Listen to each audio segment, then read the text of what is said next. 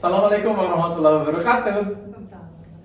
Selamat siang, bertemu lagi dalam kanal pendidikan YouTube Mehmet Sudaryanto bersama dengan Bu Safiatul Fatimah. Halo, selamat siang. Selamat siang. Nah, teman-teman, berjumpa lagi dengan Bu Sofi. Nah, seperti pembahasan sebelumnya yang membahas mengenai dasar-dasar wirausaha, pada kesempatan kali ini kita akan membahas sesuatu yang lebih rinci, sesuatu yang lebih detail mengenai usaha dan tentu sesuatu yang lebih menarik dan menantang, yaitu kita hari ini akan membahas mengenai manajemen risiko. Seperti yang kita tahu Bu Sofi, manajemen risiko itu ada di mana-mana. Tidak hanya di dunia bisnis, di dunia pendidikan pun ada risiko yang harus dihadapi, dan juga tentunya risiko tersebut bisa saja terjadi pada siapapun, dimanapun dan kapanpun yang tanpa kita prediksi.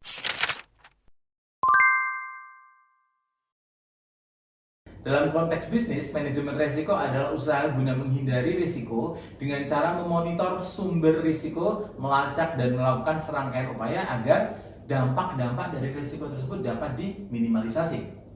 Nah, Bu Sofi, saat ini tentu dalam pengalaman-pengalaman yang Bu Sofi hadapi, terutama dalam membina UMKM dan juga kegiatan-kegiatan penelitian pengabdian, banyak sekali yang dihadapi, terutama ketika berbicara masalah bisnis. Nah, tentu dalam membina UMKM tersebut, Bu Sofi kerap sekali menemukan dan juga mengenalkan mengenai manajemen risiko tersebut, dan juga tentu salah satu PR besar ya Bu, untuk mengajak mereka agar aware terhadap risiko-risiko yang mungkin dihadapi di masa depan, agar usaha yang sedang dirintis itu bisa menjadi usaha yang nanti berani dan siap untuk menghadapi risiko di masa depan, dan juga jangan sampai risiko-risiko itu menjadi masalah berkepanjangan. Nah, sependek pengetahuan saya Bu Sofi, ada beberapa langkah untuk meminimalisasi dan juga melaksanakan manajemen risiko. Yang pertama dan tentu yang biasanya umum dilaksanakan oleh beberapa usaha atau bisnis adalah mengidentifikasi risiko-risiko atau sumber-sumber risiko tersebut. Kemudian yang kedua, nah ini kalau saya salah harus dikoreksi sama ahlinya nih ya. Yang kedua adalah melacak risiko tersebut. Yang ketiga kemudian menilai apakah risiko tersebut berbahaya, ancaman yang besar atau ancaman yang kecil gitu. Lalu yang keempat, mengevaluasi dari risiko-risiko. Kemudian yang kelima, mengendalikan risiko. Dan yang terakhir adalah mengembangkan solusi penanganan risiko yang dihadapi oleh sebuah usaha atau bisnis. Nah, Bu Sofi, ada beberapa hal yang mungkin perlu kita diskusikan nih untuk para entrepreneur muda. Mungkin mereka akan menghadapinya nanti, dan juga mereka akan dihadapkan pada kondisi yang tentunya setiap kondisi pasti berbeda, situasinya berbeda, waktu dan juga tempatnya pasti juga berbeda. Setiap usaha pasti punya risikonya masing-masing. Tapi hari ini kita akan berbicara terlebih dahulu, berdiskusi terlebih dahulu mengenai hal-hal umum yang kerap terjadi para pembisnis pemula, terutama bagi para entrepreneur muda. Bu, apa sih yang mulanya harus dilakukan seorang entrepreneur untuk melakukan manajemen risiko tersebut? Mungkin coba pertanyaan yang sangat menarik ya Pak untuk diskusi kita siang hari ini gitu. Kalau bicara mengenai manajemen risiko ya, tentunya risiko itu menjadi salah satu ciri wirausaha gitu. Oh iya. Berani wirausaha yang tumbuh. Betul, ya. Berani mengambil risiko, selain harus kreatif, selain harus inovasi kan gitu. Pantang menyerah mungkin salah satunya adalah berani mengambil risiko. Betul. Karena memang di dunia wirausaha itu memang kita itu bersahabat dengan ketidakpastian ya Pak. Jadi bagaimana?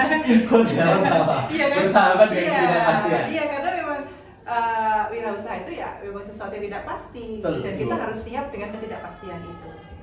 Ya, salah satu yang memang tadi sudah disampaikan oleh Pak Mehmet ya mengenai bagaimana sih kita itu memanajemen risiko itu gitu. Bagaimana kita mengendalikan risiko itu ya, salah satunya adalah bagaimana kita itu harus bisa mengidentifikasi resiko itu. Betul. Ya, resiko itu kan banyak ya, didapatkan dari mungkin resiko pasar, resiko dari SDM itu sendiri, terus resiko dari operasional, itu kan juga bisa Pak. Jadi bagaimana kita harus mengetahui dulu apa sih resiko yang memang utama yang kita harus selesaikan. Itu yang pertama, jadi mengidentifikasi resiko. Kemudian yang kedua itu kita harus menganalisis resiko itu sendiri. Seperti apa sih risiko itu? Apakah itu memang harus segera diatasi atau memang itu masih bisa kita kendalikan, urgensinya gitu ya urgensinya gitu ya. Jadi kita harus untuk tahap 2 yaitu kita harus menganalisis dan menilai risiko itu. Terus yang ketiga itu bagaimana kita mengambil strategi untuk menyelesaikan risiko itu. Mengambil strategi untuk menyelesaikan risiko. Ya. Ini baru tahap yang ketiga sudah susah banget kayak kesannya. Iya, jadi sebenarnya ketika kita sudah mengetahui bahwa oh ternyata risiko pasar nih yang menjadi masalah kita gitu. Nah, risiko pasar itu kan juga ada terkait dengan konsumen. Betul sekali. Terus tren ya Pak, yang memang kita itu pasti beda tahun beda tren gitu kan betul, ya. betul. Itu kita harus menganalisis dulu. Terus teknologi, risiko teknologi. Nah, ini bagaimana sih strategi biar usaha kita atau produk kita ini bisa tetap dimanfaatkan oleh masyarakat atau konsumen. Betul, itu tadi yang terkait dengan strategi. Kemudian menerapkan strategi, setelah membuat strategi, kemudian kita menerapkan strategi, apakah memang strategi ini cocok? Itu nanti kita evaluasi. Betul. Terus berarti ada evaluasi ya, monitoring juga. Ya, jadi kalau kita misal menerapkan sistem A, misal, apakah itu memang cocok? Kalau memang kita tidak cocok, berarti kita harus punya plan B. Karena semua strategi belum tentu tepat untuk manajemen risiko tertentu. Betul. Jadi kita harus melihat akar masalahnya juga ya Bu ya. Ya, betul. Jadi memang kita harus punya strategi A, B, C. Misal kalau nggak bisa A ya B, kan kayak gitu. Iya, betul. Kemudian setelah di monitoring, evaluasi, kalau memang cocok ya berarti kita memakai strategi yang A, misalnya seperti itu. Nah kemudian yang keberapa tadi ya Pak? 4 atau 5 itulah ya. Kemudian ada komunikasi dan keterlibatan tim. Tentunya tim ini menjadi kayak dasar ya, sebagai sokok guru, bukan sokok guru ya Pak, apa ya Pak, tiang atau dasar ya, fondasi ya, mungkin fondasi. Jadi kita nggak mungkin kalau kita itu usaha cuma kita sendiri, kita juga butuh tim. Kita harus mengomunikasikan ke tim. Kalau kita ada permasalahan seperti ini, kita solusinya seperti apa? Jadi teman-teman, perlu digarisbawahi adalah teamwork yang baik itu muncul dari sebuah strategi, dan juga tadi seperti yang disampaikan oleh Bu Sofi, tiangnya adalah teamworknya gitu ya Bu. Iya. Mungkin sebenarnya faktor SDM ini mungkin juga sangat penting ya Pak. Apakah kita membutuhkan kita kasih pelatihan untuk timnya? Misal, ternyata risikonya risiko teknologi, berarti kan perlu kita adakan pelatihan, digitalisasi, pelatihan sosial media, promosi dan lain-lainnya Bu. Terutama untuk menghadapi zaman sekarang yang sudah serba digital itu. Mungkin ada strategi lain Bu? Ya, itu yang terakhir mungkin konsistensi ya Pak ya. Betul ya. Itu mungkin untuk manajemen risiko yang paling terakhir. Jadi tadi udah banyak sekali ya Pak. Betul. Terkait manajemen risiko itu apa aja tuh Pak? Ya itu tadi, kembali lagi bahwa salah satu ciri wirausaha itu adalah berani mengambil risiko. Dan jadi ketika kita sudah siap berwirausaha, berarti kita sudah siap dengan risiko. Dan bagaimanapun risiko itu, kita tetap harus siap untuk mencari penyelesaian. Solusi. Problem solving is number one. Seperti yang disampaikan oleh Bu Sofi tadi. Tapi teman-teman perlu garis bawahi bahwa tidak hanya di dunia usaha ya, tapi di semua dunia di bidang bahwa resiko itu pasti ada, dan kita harus pintar-pintar mencari solusi atas resiko-resiko yang mungkin muncul. Sebenarnya kalau kita bicara hanya perusahaan besar yang ada risiko, enggak. Yang namanya usaha, yang namanya wirausaha, apapun itu kita risiko. Ada risiko. Misal kita jalan keluar gedung aja Pak, kita pasti ada risiko. Misal kepleset, gitu. Apakah hujanan mungkin sekarang yang tidak menentu hujan? Itu kan faktor yang memang kita tidak bisa prediksi. Jadi menurut saya usaha risiko itu tidak tergantung dengan skalanya ya Pak, maupun besar maupun kecil maupun sedang, ya risiko itu pasti ada. Tapi bagaimana kita menyelesaikan solusi, menemukan solusi untuk menyelesaikan permasalahan itu tadi. Atau jangan-jangan manajemen risiko itu perlu dipelajari orang-orang yang bermodal besar saja Bu. Kalau modalnya kecil nggak perlu dong. Kan kalau modalnya cuma 10.000 sampai 20.000, 30.000, kenapa? Resikonya apa? Gitu. Justru dari modal kecil itu bisa menjadi skala besar loh Pak. Oh bisa begitu ya Bu? Ya, jadi memang yang dari kecil itu bagaimana kita bisa menjadikan usaha itu menjadi besar.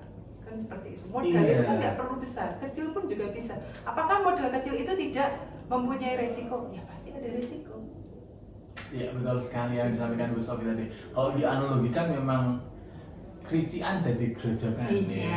Jadi terus- jangan sampai hal kecil, masalah kecil menjadi besar karena ketidakmampuan kita untuk mencari solusi yang paling tepat untuk manajemen risiko tersebut.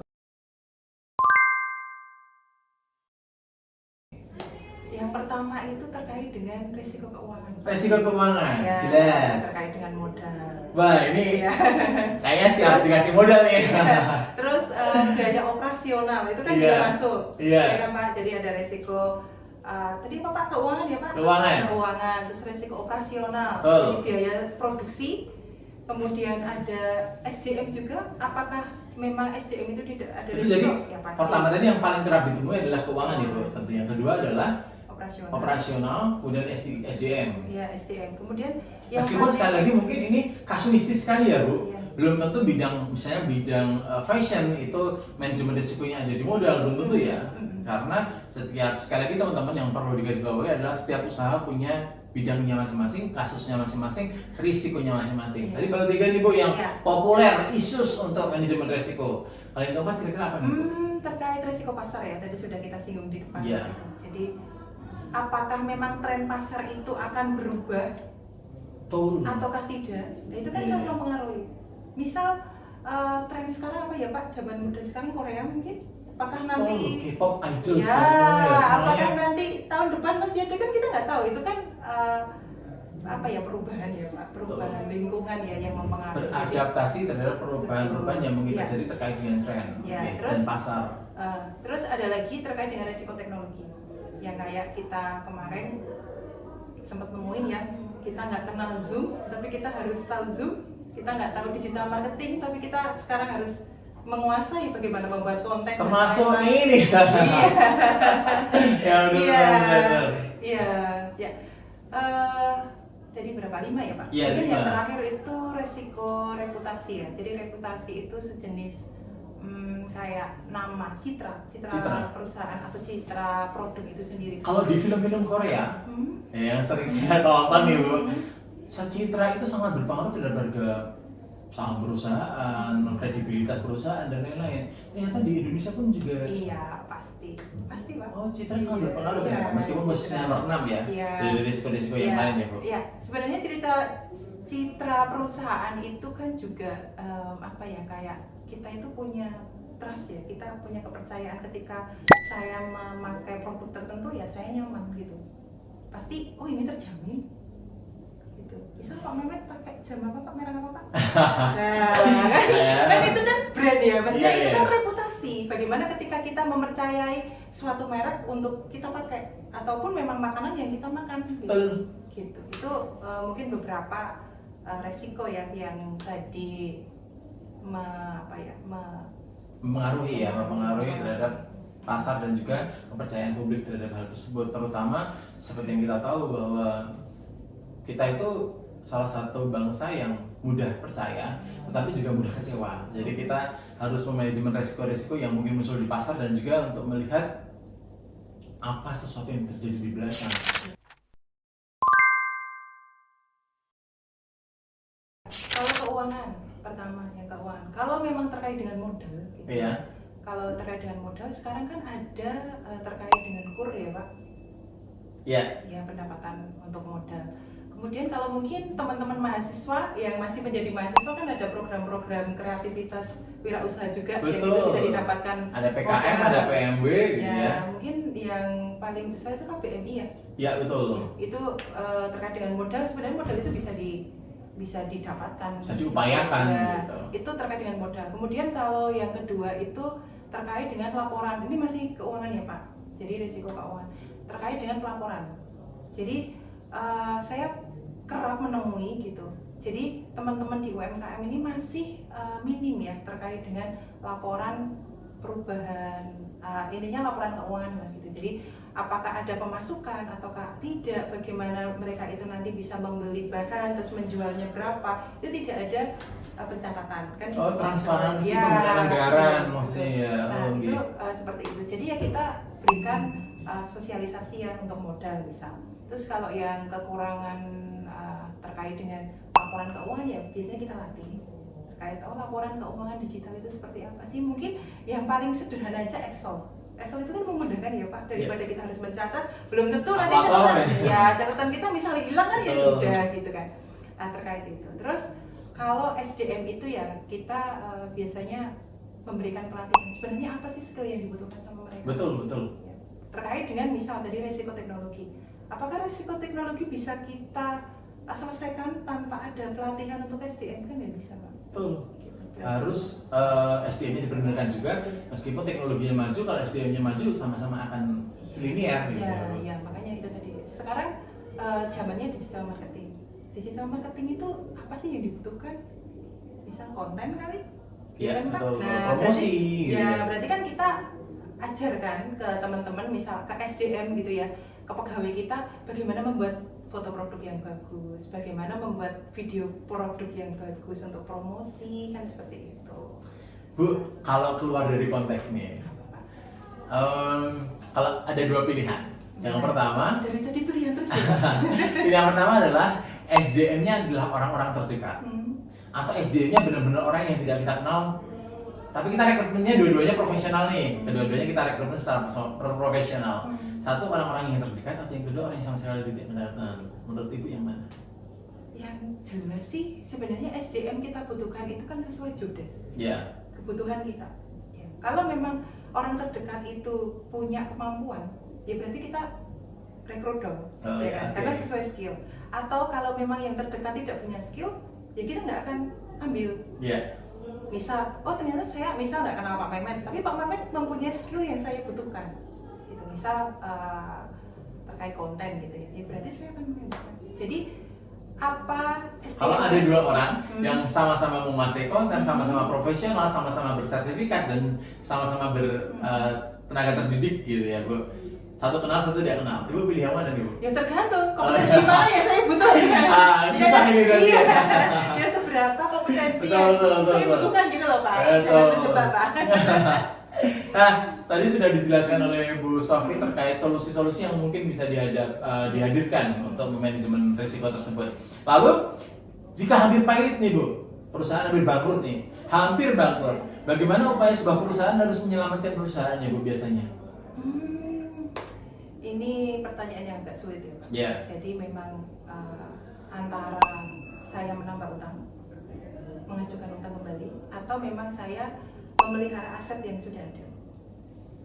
Gitu. Iya betul. Jadi ketika sebenarnya ya bareng-bareng sih Pak, nggak mungkin kalau saya cuma menambah modal tapi aset saya di SDM atau mesin saya yang harus diperbarui tapi tidak saya perbarui gitu ya.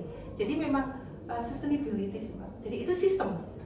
Jadi nggak bisa kita cuma hanya menguatkan satu aspek saja ya, modal, tapi kita mengalihkan pegawai misal ya. Jadi itu nggak bisa gitu, karena itu sebuah sistem dan sistem itu kan ibaratnya kita harus jalannya bareng-bareng Pak. Jadi ya selain kita nyari modal, berarti kita harus mempersiapkan aset kita, entah itu SDM kita atau ya memang peralatan-peralatan yang kita butuhkan. Bahkan mungkin kalau rebranding dibutuhkan, ya itu nggak masalah gitu. Lagi-lagi saya punya pilihan ya Bu. Jika ada yang perlu diselamatkan dari dua ini, yang pertama adalah karyawan atau aset. Sebenarnya karyawan itu masuk aset loh Pak. Ya betul, tapi aset-aset yang lain ya Bu. Aset pertama aset bentuk yang bisa dicairkan gitu. Kira-kira yang mana nih? Sebenarnya lebih ke aset karyawan sih menurut saya.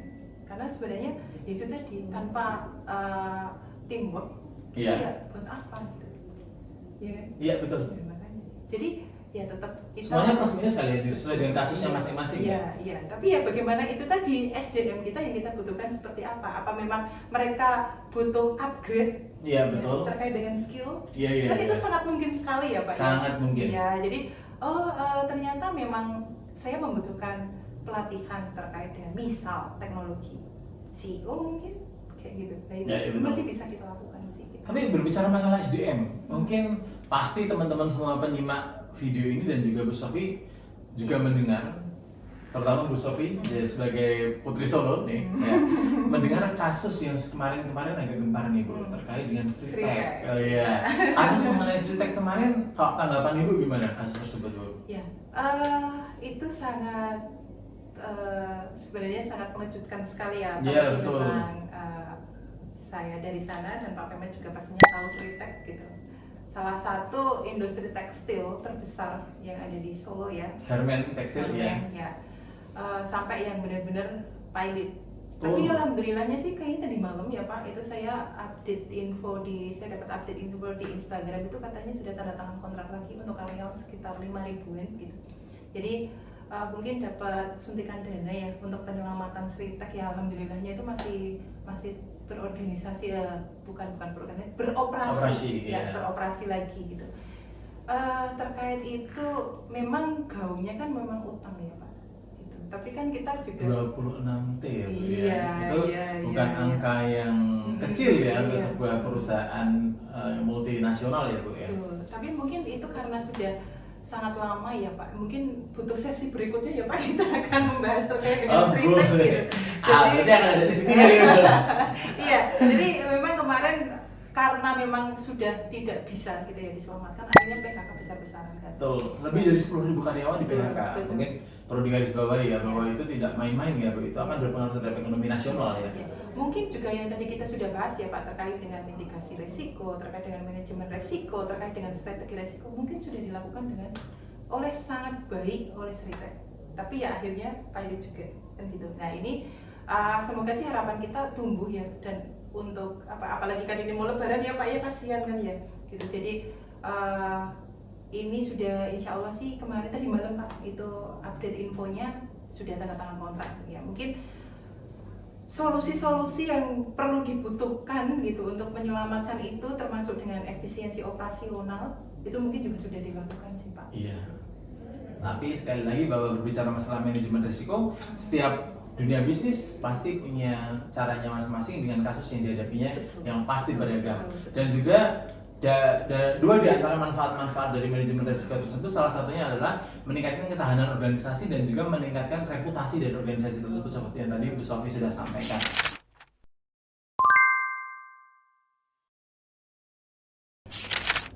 Yang pertama mungkin kita harus siap ya Pak terkait dengan resiko ya, kita siap menghadapi resiko. Jadi kita sedini mungkin kita harus mengidentifikasi resiko, kita harus tanggap terhadap resiko. Apa sih kira-kira resiko ya nanti di depan kita?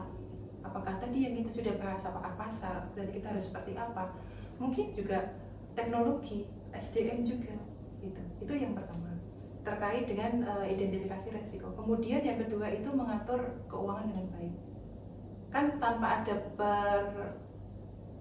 perputaran meskipun bisnis kecil tetapi juga penting ya itu. Penting Pak.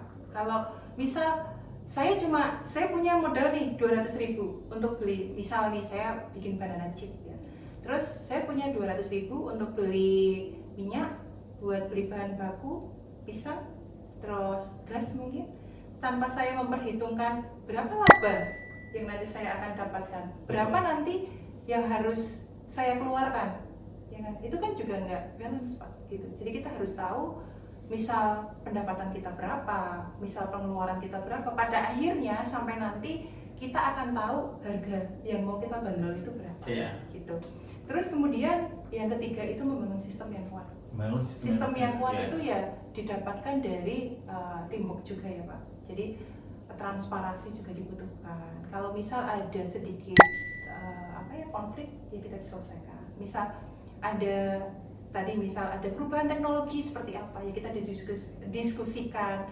Apakah memang dibutuhkan pelatihan khusus terkait dengan teknologi, itu juga sangat dibutuhkan gitu ya. Terus yang terakhir itu menjaga reputasi perusahaan. Atau menjaga nama dari produk itu sendiri. Nama dari perusahaan maupun produknya ya Bu, menjaga kestabilan dan juga reliabilitas gitu ya Bu dari usaha tersebut. Dan tentu resiko dalam wirausaha tentu dapat berasal dari berbagai faktor seperti yang tadi Bu Sofi sudah sampaikan, seperti ketidakpastian keuangan, kemudian tanggung jawab hukum, kemudian bisa juga berasal dari kesalahan manajemen strategi, kecelakaan dan bahkan bencana alam. Dan semua itu bisa dialami oleh siapa saja, oleh berbagai pihak, kapanpun, dimanapun tanpa kita ketahui. Oleh karena itu, belajar manajemen resiko itu tidak hanya belajar teoritis, tapi kadang ada pepatah mengatakan nahkoda seorang pelaut yang baik itu berasal dari ombak yang besar, Betul. bukan dari ombak yang tenang. Kalau Jangan ombaknya menghindari ombak berarti ya? jangan menghindari Oh, ombak, oke. mencari ombak ya. Iya. Seperti yang disampaikan oleh Bu Sofi tadi di awal podcast ini terkait dengan semua punya resiko, maka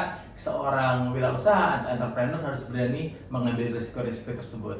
Sehingga resiko tersebut semakin banyak referensi risiko yang sudah kita hadapi, maka semakin mudah kita akan mencari solusi yang paling tepat untuk menghadapi resiko tersebut. Dan tentu apa yang kita obrolkan tadi sangat daging banget ya.